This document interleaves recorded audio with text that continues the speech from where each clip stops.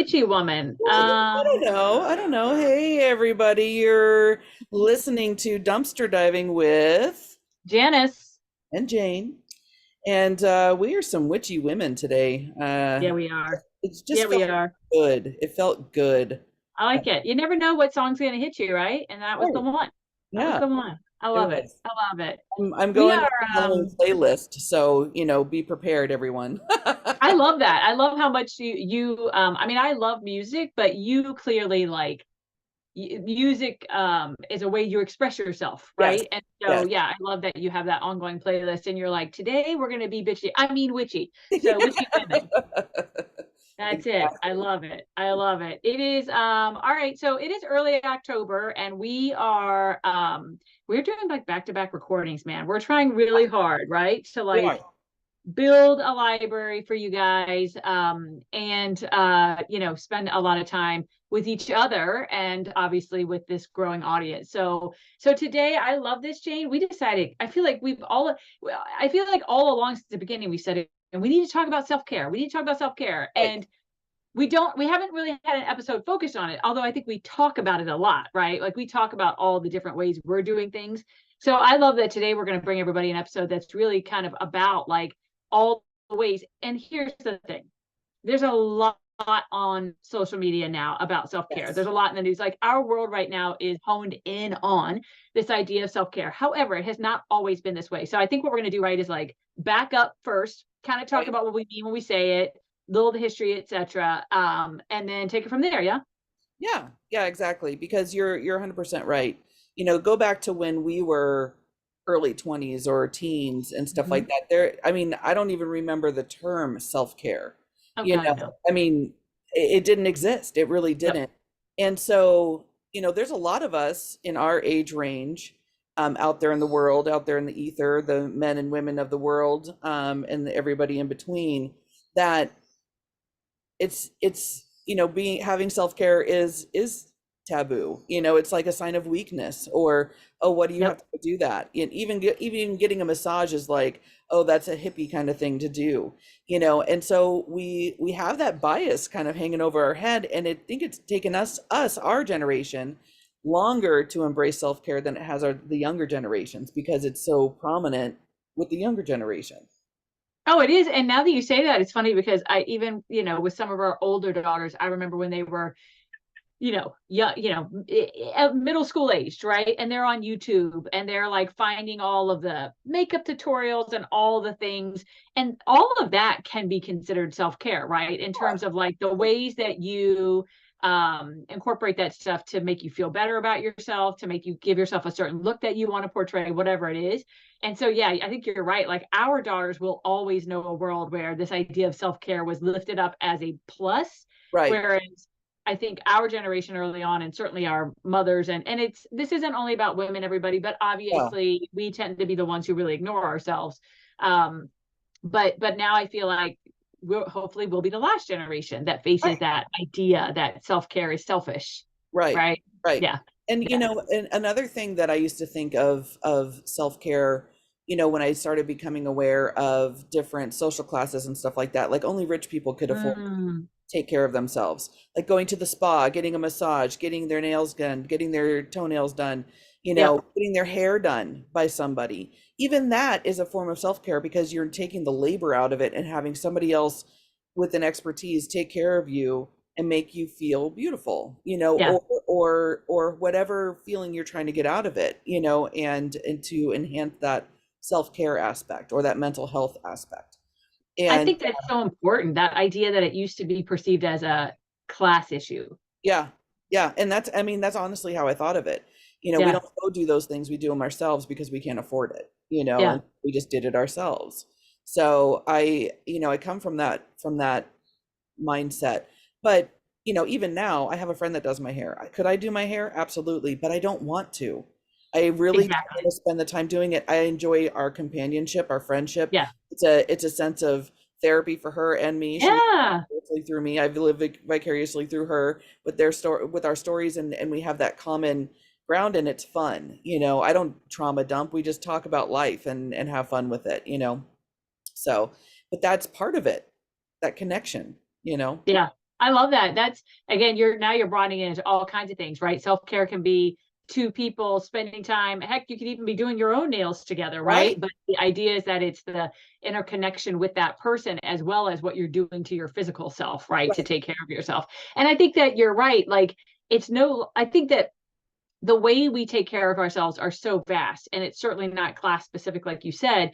It can look very different because it can be as simple as taking a bubble bath, and as complex Right. as going and paying for a massage, right? Or Right. even like, honestly, I probably would say to you that if there is one way I engage in self-care that is probably my favorite, and I give up things for it, right? It's not a it's well, I give up things for it, is the fact that every 2 weeks I have somebody who some folks who come and help clean our house, right?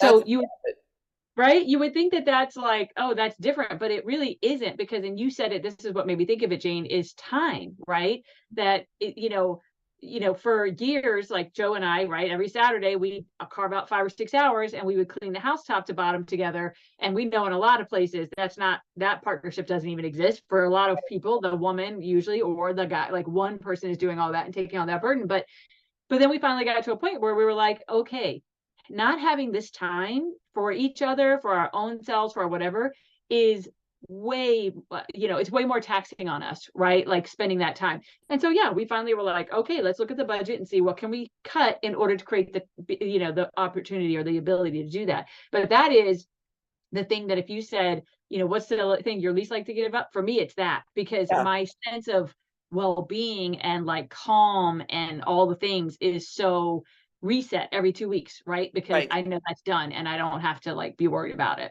Yeah, and that's awesome. And for some people that's not, affordable or whatever, but like Exactly. I said, you went through your budget and you made Mhm. room for it because it's worth the time. you Exactly. and having that. So, well, let's get into some of the things that are out there about self-care. Yeah, And, let's do it. and then we can talk about the whole purpose of we were talking self-care anyway, but then, it's October, so we like to creep people out and we're both kind of taboo. So we're talking taboo self-care. But what I was we were doing a little research, and what I found is this article, and I thought it was so funny, was, and it's titled "Self-Care Can Be Seen as Taboo." Yeah. And and there's three main reasons, and I love this because it was like, oh my gosh, this is our generation's mindset. Yeah. The number one thing is the femininity of self-care. It's a girl thing. But the fact of the matter is that everyone needs self-care in whatever shape or form that is, right? Because we just talked about 10 different ways you could, show yourself some self-love and self-care. But it's more about the time to be able to enjoy time versus not. That's You right. can enjoy cleaning your house for 5 or 6 hours, even though you were doing it with your husband and all of those Yeah. things. But you could be enjoying time with friends or walking on the beach or doing something different, right? So it's not just female, take a bubble bath, go get a massage, la di dotty. It's the men going out to play golf or Exactly. work in their garage and work on their car and do something that they actually enjoy and that fills their bucket, right? Okay, that is I love that point so much, Jane, because so often the femininity of it, right? We often think about self-care and we think about women, and the perception in the past has been you need it because you're weak, right? Right, And yet we've never thought about the fact that, like you said, when the guy goes off to play golf or he's working on something and he's a working on some carpentry project over here or whatever, that's all a version of self-care. That's you getting your own kind of space right, and alone time and, yeah, resetting in your own way. And we've never looked at it that way. Those are manly things, right? Working on the right, car in the garage, oh, that makes you more manly. It's so right. interesting, the dynamic. Right, but the thing that we need to remember as their spouses and or sisters or whatever, the female part of their world, is that that is their self-care. And that Yes, way, he's always out in the garage working on stuff. And well, yeah, he could be avoiding a lot of things, sure. or that person could be avoiding a lot of things. However, if they're doing it in a moderation and it's a healthy thing and they're producing something out of it and not just out there banging around and drinking beer and being Yeah, a caveman, you know, look at that. Look at that. But maybe that's their self-care. They want to be a caveman. I don't know. But, are they producing something? Are they creating something for your life together? Are they doing something fun for a friend or for themselves? right. it's that kind of stuff that we really need to stop and get out of our own head and go, oh wow, they're really putting time and effort into something for someone. Yeah. It's Yeah. themselves or somebody else, you know? Exactly. Well, and like you said, even if it is for themselves, and that's okay, right? And I think that may be the kind of muddy water part where people start to get frustrated with each other, et cetera, comes when like one person in a relationship is It's that constantly time. over off here doing something and without them, right? No matter what that is. So let's get into like Well, here, let's say the other two real quick, oh, and then that's right. I forgot that was only the first one. Go ahead. yeah, so self-care is anything that soothes you. Well, yes, it could be soothing, but it's more about clearing your mental mind, Yeah. and reconnecting with your own self and your mind and your body. Being able to like write reflective notes about your work can be difficult, but to clear your mind for the weekend, you may need to write that whatever frustrated you last week to get it Yeah. out, or whatever it is. And then number three was people use self-care because there's something wrong with them. Guess what, guys? We all have something wrong with us. Um, you It's know, true. none Yes, of we us all are do. perfect. None of Yeah. us. And the simple fact is that there's always something to work on. Not one of us in this entire world has nothing to work on.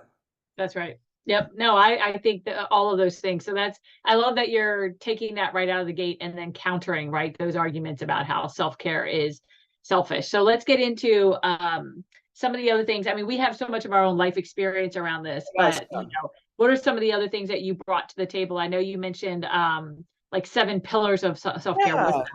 Yeah, so I found that I was looking up, okay, like for the people that are beginners, like what are some nice steps that we can lay out or Oh, whatever. nice. Yeah. But it also, what are the 7 pillars of self-care fits into, so each method of self-care fits into one of these 7 pillars. So the first one is mental. Okay, we Yep. covered that. Emotional, that's Yep. huge. We all need time to grieve and or decompress from the day or whatever it is. Manage stress, Yes, relax. Those are all mental in my mind. Yeah. exactly. Physical. Yeah, I mean, your body needs to be exercised, Yeah. so there's different ways to do that. Environmental. Some people's environments can be very overwhelming and stuff like that. So cleaning up a space, creating your That's own right. space for yourself, doing things like that, making it conducive to your lifestyle. Spiritual, whatever, if that's organized religion, being connected to the earth and nature, any of those things. Recreational, having a hobby, having Right. something that where you can produce something or achieve something or set a goal for yourself. And then finally, social. There's Yeah. definitely social self-care where interacting with other individuals or being by yourself, and being able to separate yourself from social status and be able to recenter and find who you are without that. Well, you said 2 things on a previous episode, and so if for the people who listen to it, they'll know this. It was this the kind of ghost and scary episode we did of Yeah, Fireside Chats. You talked about 2 ways that you do that, right? One was that like when you get home at the end of the day after yeah, the long drive, et cetera, like you go either to your bedroom or to your backyard, to your garden, and you just need like 30 to 60 minutes just on your own, just to yeah, like decompress, right? I remember yeah, that was one of the things that you said in that episode in terms of like the way. And I will say, like, for me, one of the ways that I do it is I don't drive a lot. I work remotely now, but when I do, just having time in the car with yeah. nothing. Sometimes there's certain music I want to listen to. Sometimes there's, podcasts and that kind of stuff. But there are times where I'm just driving in silence. And that's a part of how I reset, right? Because it's just quiet. Yeah. Yeah. Yeah.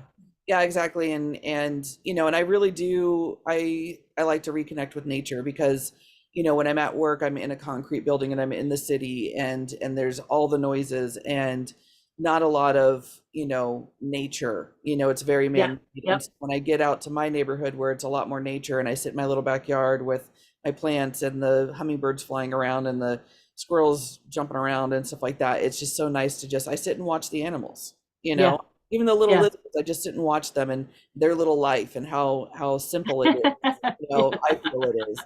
I know it's very complicated for them, but how just I'm just eating and I'm sleeping, and Yeah. that's what I'm doing, and I'm basking in the sun, and I just kind Keeping of it simple, right? yeah, Yeah, reset. I love that. Well, and so as you kind of went through those 7, there were different examples that are in my mind, we've already kind of shared, and we're going to continue to say a lot of them as we go. But I feel like one of the really important things to think about, because so often, like you've said before, in addition to being an educator and all the things that I do with my professional persona, I'm a wellness coach on the side, so to speak. And I also do parent coaching and those kinds of things. And in both of those realms, when we talk about self-care, we do have to lift it up. And the big thing is just saying to folks, you have to carve out the time, right? Like we are, again, as women, but in general speaking, right? Many of us can relate to this, regardless of gender, but we often are the people who are least likely to engage in self-care are also typically the people who are taking on the problems of the world, right? The people who are constantly there to solve problems. You're the person who somebody else is always calling when something is happening in their world. You're the person the kids come to. You're the person that, your relative. And so oftentimes, even though I feel like we live in a world now where this idea of self-care is not considered selfish anymore, we are least likely to carve out the time, right? So as a wellness coach, over and over and over again, what I have to remind people of is, if you don't take care of yourself, then you cannot be the resource you aspire to be for other people, right? Whole different conversation than, you can't be everything to all people. But in the context of a world where you're trying to be, you have to carve out time for yourself, because otherwise, at some point, you're just going to crumble, right? And so self-care really is, you could argue, a very selfless act in terms of, I'm trying to take care of me so that I can in turn support you, right? Yeah, there's a song lyric that I absolutely love, and it was, how can I bring anything to the table when I'm the table? Mm. And Mhm. Kanye West, I was like, that is one of the best lyrics I've ever heard, and it's so true. You can't serve when you're the table. Yeah. And so if you're not learning how to let the table be the table and be able to bring things to the table and accept the things that other people bring into the table, you'll never not be the table. That's And it. that's the self-care. Yeah. So the first assessment of your status is determine, are you or are you not the table? Table. Are you or are you not at the table? Now, the other thing I think is really important too is, and we've kind of already gotten to this, but I'll say it out loud specifically, is the idea that it's not one size fits all, right? Right. Everybody's self-care looks different depending on who they are, where they are in life, etc. Right? There are things I do now that I couldn't have done 10 years ago, right? And also that they don't have to be complicated, and it doesn't have to be expensive, right? It can be as simple as yoga in your home. For some people, I don't prayer is their self-care, right? Like for some people, just the act of praying is their self-care. And I really like, I'm a big fan of the power of gratitude on our well-being. And so I'm a real big fan of gratitude journals, right? Like taking 5 minutes at the start of the day or the end of the day, especially if you've had a hard day, right? And just forcing your brain to put away all the things that have caused you stress, anxiety, all the things, and only focus on one or two things that actually brought you joy or for which you're grateful. It's amazing the impact that can have on our bodies. So this act of self-care can be very simple. And I oftentimes, again, in that wellness community, what I focus is on 5 minutes, right? Just 5 minutes. That's all I'm saying. And obviously the ideal is that you build from there, but as a starting point, everybody can give themselves 5 minutes. Right. Right. Yeah. And it's as easy as drinking more water. It's as easy Yeah. as treating your body better. Yes. Yep. Treating your body better. Treating your body better will make you feel better. And Yeah. then if you feel better, then you can say, "Oh, I can make 5 minutes for myself." And then Yeah. you can do the journal, and then you build off of that. Rome wasn't built in a day. We all know that, and so it's creating little habits and I ways to love remember it. I love thinking about it like that. And I've referenced the book Atomic Habits many times on this show. I'll say it one more time. It's another great resource to go to in terms of thinking how you start to build those habits. But I love what you're describing in terms of scaffolding, right? Like start with something little and doable that, like, you hear it and you roll your eyes like, well, duh, anybody could do that. Start with that, right? And then after you've done that, build on it. Let that be the gateway to the next thing and the next thing and the next thing. I really think that's smart. So smart. Well, one of the things I say to my clients all the time is, how do you eat an apple? Yeah. One bite at a time. You shove that thing all in your mouth at once. It's going to be terrible. It's going to hurt. You're going to choke, and you're not going to enjoy it. Yeah. And doing self-care is something enjoyable, not a chore. And Yeah. so that's what it's about, and building that time for yourself. And So honestly, the other piece too is, if for no other reason, right? If you can't, if you hear all these things and you're still like, yeah, yeah, yeah, yeah, yeah, but I don't have time, consider what you're modeling for your children, right? If you have children, consider what you're modeling for your children. And I feel like that's such a great barometer for people, I think. And it's oftentimes when in coaching sessions, I see people kind of like your Apple thing, right? Kind of all of a sudden get the light in their eyes of like, oh crap, like, okay, if even if I'm not going to do it for myself, if right, I don't do it, then what I'm modeling to my kids is that the way I'm operating right now, where I never take care of myself, is the way to live. And I don't want my kids to think right. that. Yeah. So sometimes even thinking about it like that. Yeah. One the how I make time for myself is I think about, and this is terrible, but I think about the misery my mother is in, and Yeah. how angry she is, and how all of those things. And I don't want to be that way. So if I take care of myself now, Yeah. still be able to take care of myself then, and I won't be that version of an older person. Yeah. When I get older, I don't want my body to be broken down. So I'm doing the stretching and the physical therapy that I need to do now. Yep. So I'm not completely crippled with my shoulder and everything else. Yeah. When in my late 50s or early 60s, I want to have an active lifestyle. I want to have all those things. And if I don't start working on that now, I'm going That's to right. be repairing my body in order to maybe have that.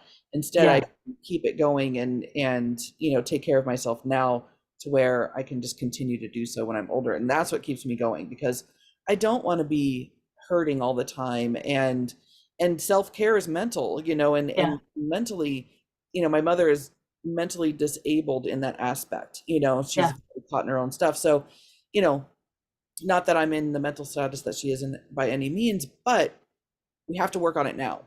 We That's can't right. wait. Oh, it can wait. It can wait till I'm retired. No, because by then you're going to be broken down and angry with yourself Yeah. for not doing it before. So do it now. Well, and I love that you're focusing on the physical too, Jane, because it is like, it's a myth that, oh, we hit a certain age and we just have to accept that certain things are going to Oh, happen with our bodies. And it's a myth, right? And so you mentioned a minute ago, food, right? Choosing that healthy piece, right? And so, I'll lift that idea up because I do feel like it's interesting how I wager a guess if we were to take a poll, right? And we said to folks, um, how do you, when you are stressed and anxious and, all the things, how do you engage with food, right? And for many of us, we grew up with examples of food is for comfort, right? And so because of that, the higher our stress and anxiety and all the things levels are, the more we're likely to choose that thing that only actually adds to all of it because it's not helping our bodies, right? Which no. doesn't mean that you can't enjoy food, and it doesn't mean that food can't be a comfort. But when we're in that cycle of we turn to choices that we know aren't good for our bodies because it makes us feel better emotionally, right?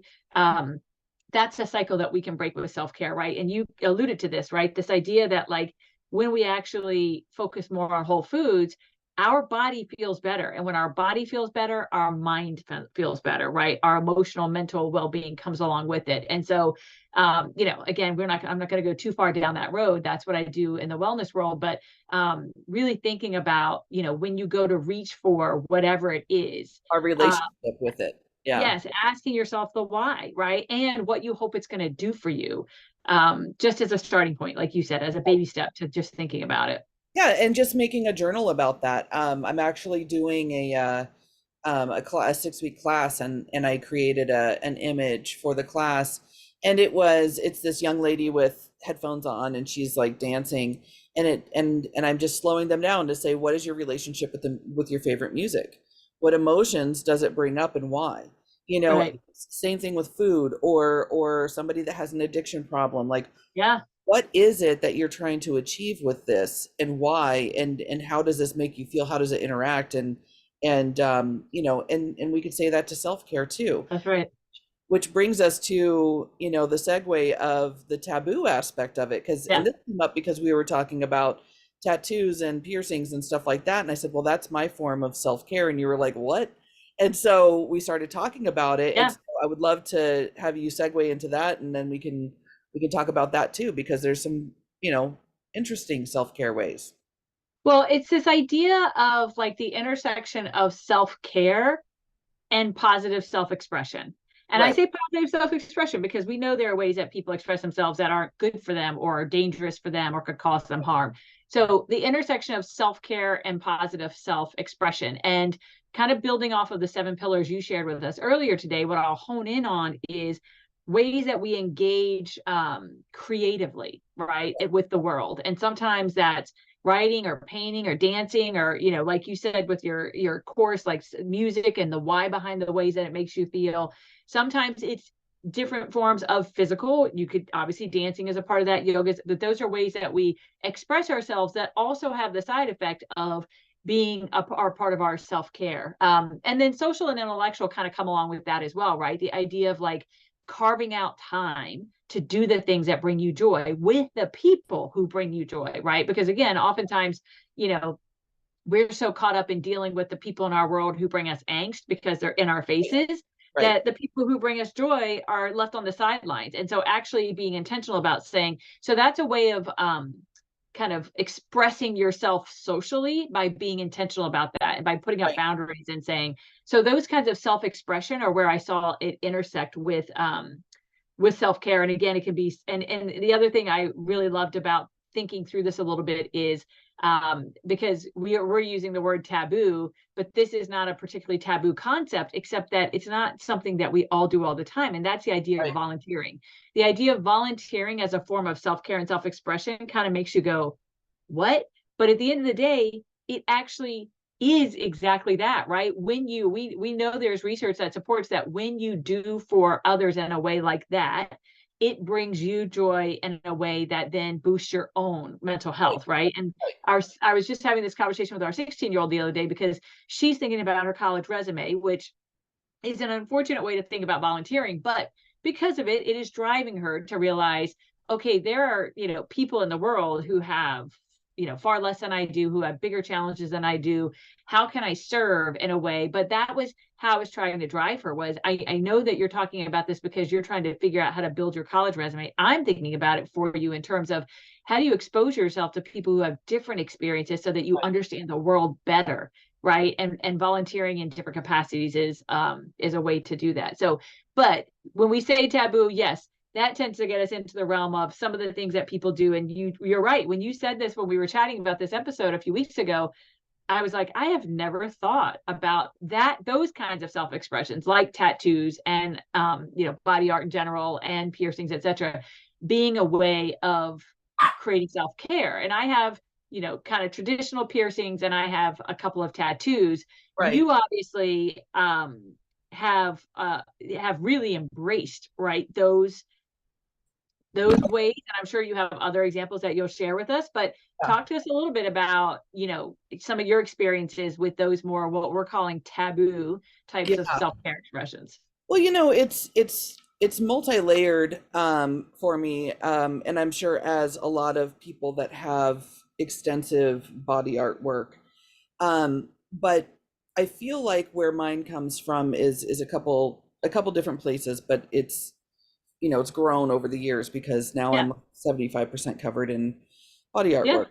And so, but and I think I've talked about this before, and I might have mentioned this about my tattoos, is it was something that couldn't be taken away from me. I just thought it was so cool that, no matter what, I would always have it with me. And Oh, because wait, can you, I want you to talk about that a little bit more in depth because I think we've talked, I don't know if we've actually recorded a conversation about maybe that. not, So maybe not. yeah. Okay. Well, yeah. So as a child, I mean, we moved every 6 months. I think we mentioned that last night on our fireside chat, which you guys will hear before this episode. But we moved around like every 6 months, it seemed like, and we were in different schools all the time. And as we got older, junior high school age, we spent some time in California, and it was the first time we didn't move in 5 years. And I mean, that was a long Right. time for us.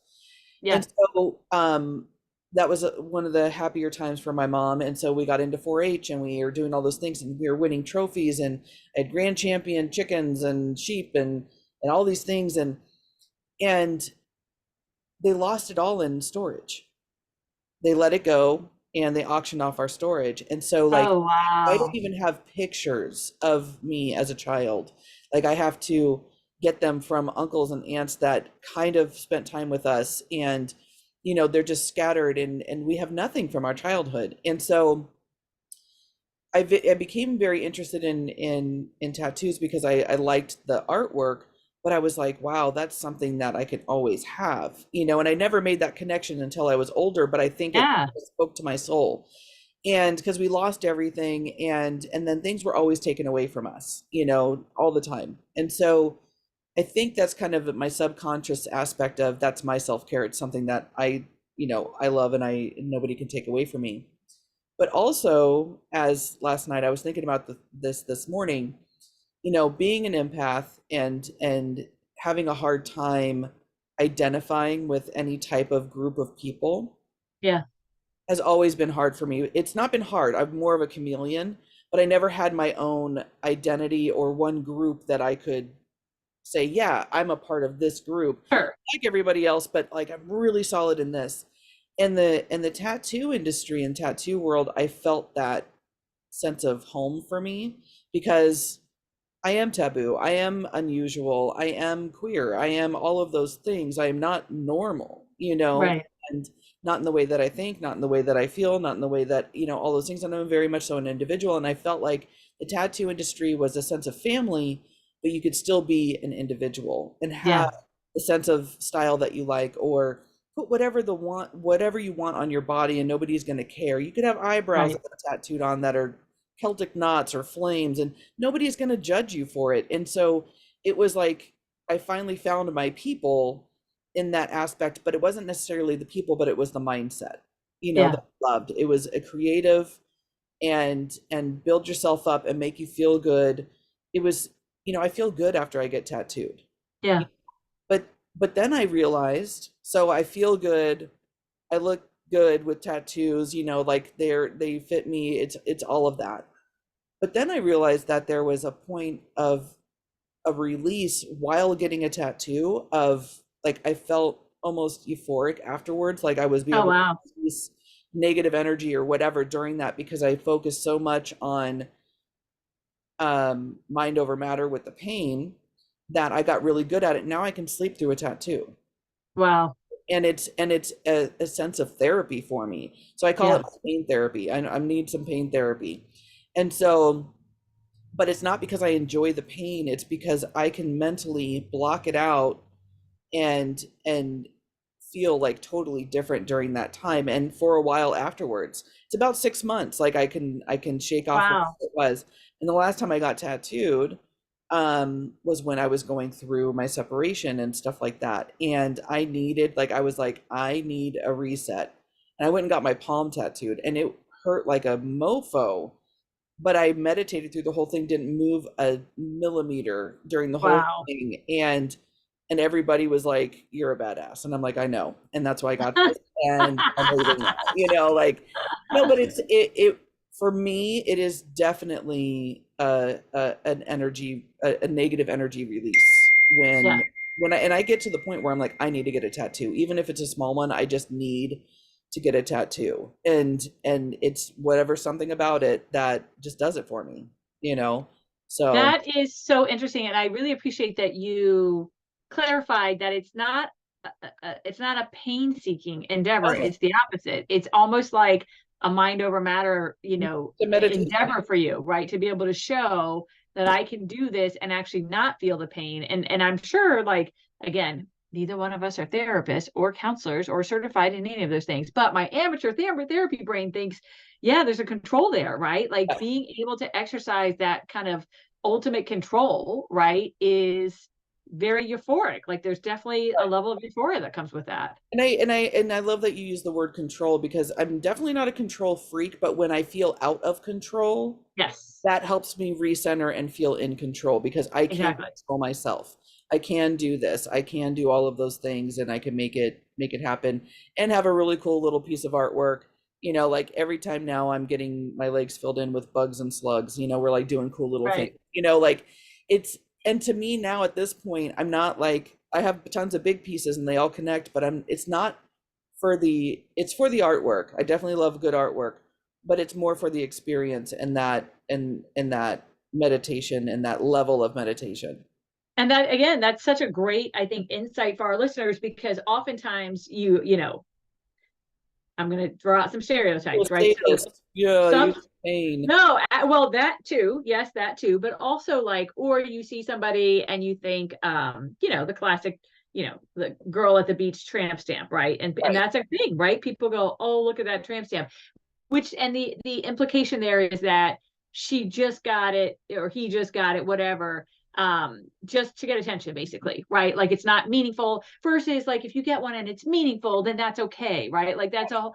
But what you're describing is like, whether you get it for that reason or because it means something, or, but there's an additional layer, which is that it is a way that you engage in taking care of yourself. That's a Yeah. whole different level of understanding. And honestly, again, I'm still, what's the word I'm looking for? I'm still kind of carrying out a potential myth or assumption, but now I will wonder that now moving forward, when I see somebody like you who has so much of their body covered, I will wonder, like, okay, so, but now what it does is make me wonder why, right? Like, Right. so I only have 2 tattoos. The first one I got because my niece, back when she was graduating high school, was hell-bent on getting a tattoo, and I really wanted her to wait. I really, this is probably really small-minded of me, but I was like, just let your brain fully develop before you actually start putting Right. permanent ink on your body. And so I just said, how about this? If you wait until you graduate college, that will be my college gift to you, and I'll go with you and get one myself. And that's what we did. And it means something. It's the letters of 2 of my kids, names, and a little heart, right? And then the second one I got, that one's like 20 years old. The second one I got just recently, and it too, it was an expression thing. And so we have, there's a long story of like when I was an East Coast girl, and the Outer Banks of North Carolina was kind of where we spent a lot of time. And so some of the family still on the East Coast said, hey, let's get Outer Banks tattoos. And I was like, that's amazing. I'm in. I love that idea. It ties us together. It ties us to a place we love, etc. But then when I actually went to get it, I didn't like the options that we were looking at, because I wanted an ankle bracelet. And so the guy, the artist, and I, as we were chatting about it, he's like, well, you're here now. And I was like, well, yeah. And he's like, so tell me about the relationship that you have with Southern California. So long story short, now it's a combination of both of those, Yeah. right? SoCal OBX. My point is, and so it was thoughtful and intentional. I love the artwork of it. But for me, those were both driven by meaning, not by necessarily my love of art or the things that you're describing in terms of the ways you're taking care of yourself. And so I don't see myself having a million tattoos, right? Right. Because it's a different why behind it, right? But now, forever now, I'm going to ask somebody not what is your tattoo, or even what does it mean. I'm going to ask, so why do you, why? And I got to figure out a way to ask that so it doesn't sound mean, but like, I'm curious about the why. Like, what's the why behind why these are important for you? Yeah, what attracted you to this That might be a good question. lifestyle? Because it is a lifestyle. It's not it's not just a thing. I mean, for people that are heavily tattooed, I'm Yeah, not talking about the person with the ankle and stuff like that. I mean, right, but if that's where you're going, great. But right. um and people change.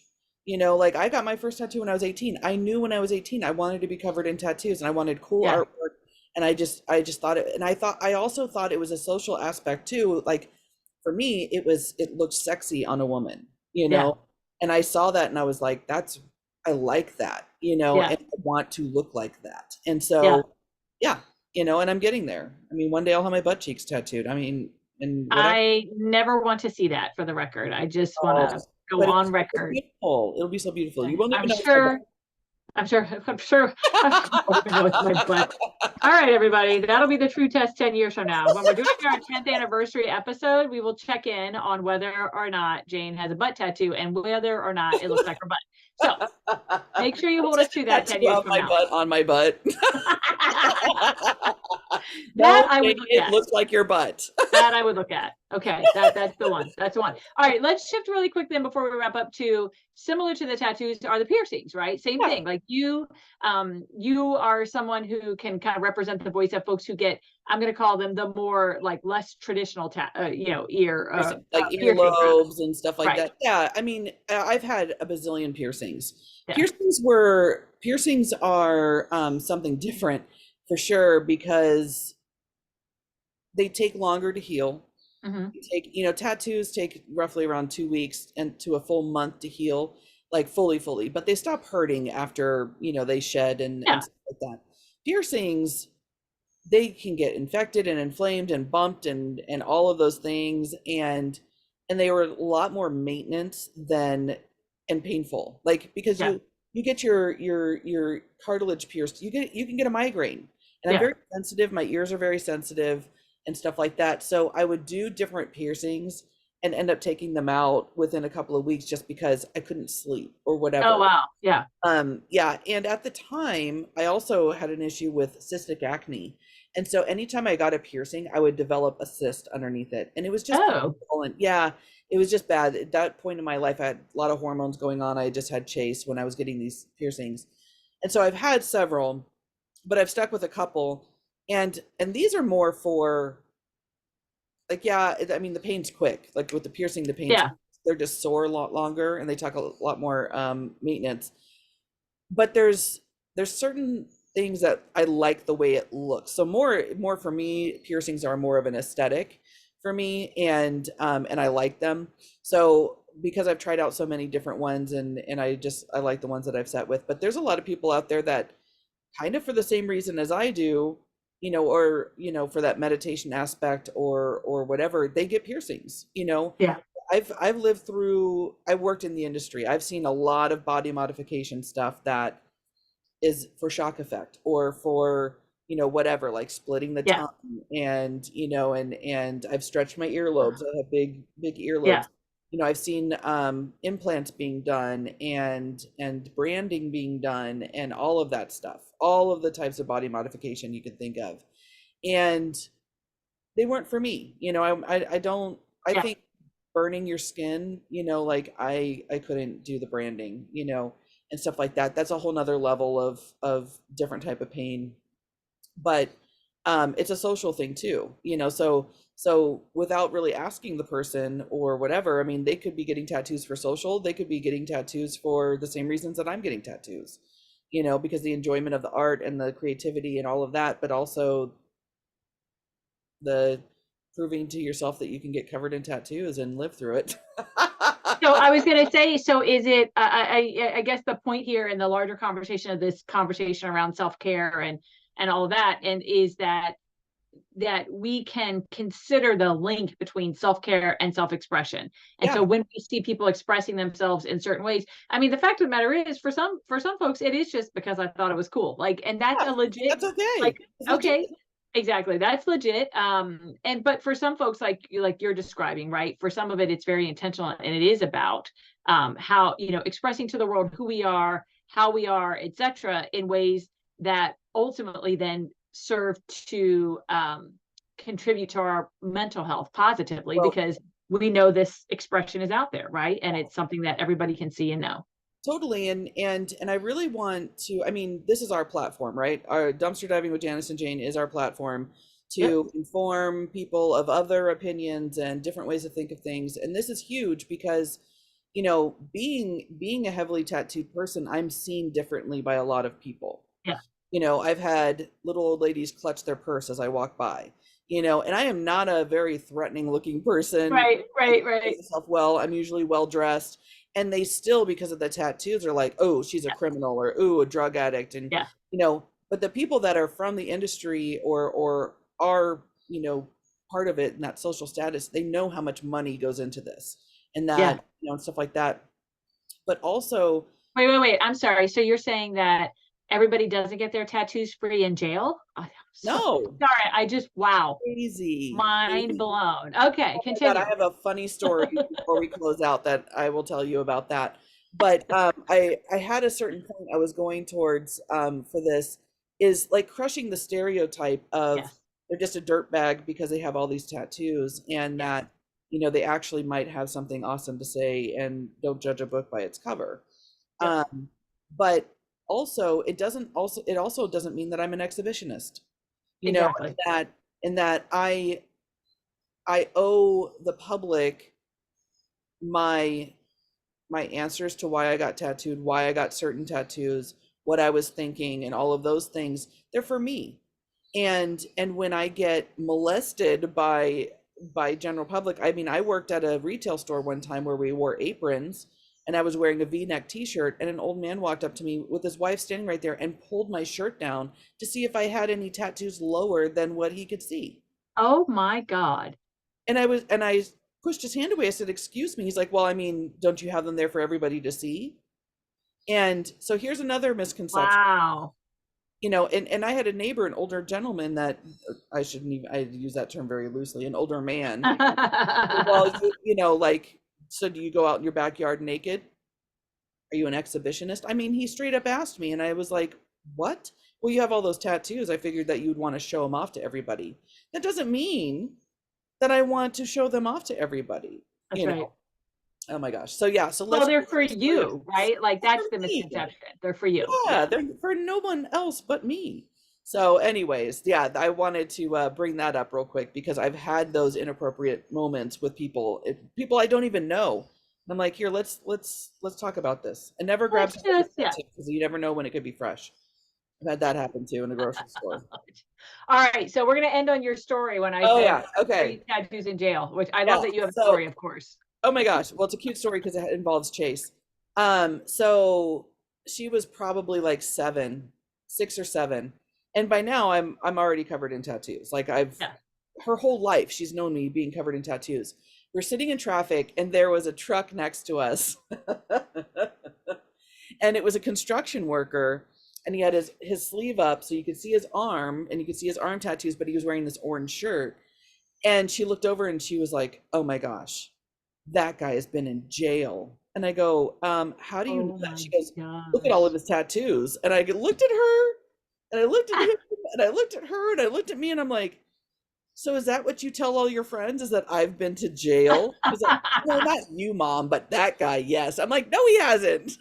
Oh my gosh, that's Even my own awesome. kid, because of social and all the other crap That's that right. they can hear from other people, she thought that this man over here probably spent tons of time in jail getting tattoos because that's what people think, Oh so my gosh. oh my gosh, it Well, was and I think we're definitely in a world where, picking up from the tattoos, kind of bringing us all the way back then to the broader topic of self-care, like where those myths are being busted, right? Because even like, I don't know how long it's been true, but like once upon a time, you couldn't be in the military if you had a tattoo. oh That yeah, has changed, right? Once a month. So I think that whole idea of this being, I don't want to call it accepted because nobody should have to wait for other people to accept it, but a better understood, I think, better understanding, so yeah. way of life is definitely becoming more prominent. So backing all the way up then, folks, our point today was really to add to the conversation around how critical it is for us to carve out time to do the things that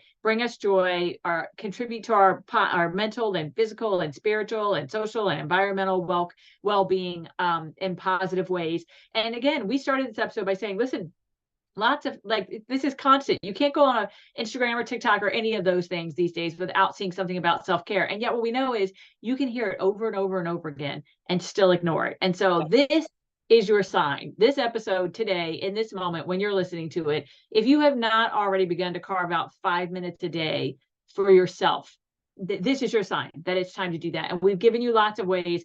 As always, you feel free to reach out to us, either DM us or email us at dumpsterdivejj@gmail.com. If you feel like, I know I need to and I can't, and you just don't have anybody in your world who can push you over the edge, we're always there to push you over the edge. Doesn't that sound sweet? We will always Yes, be there to push you over the edge. we are ready. We have our little kicks on, ready to just I push like you it. to the edge. Kick you right over. So this is your moment, you guys. As always, like, subscribe, share, keep those downloads, keep those clicks coming. We are looking forward to more fun after this. Thanks for listening. Yeah.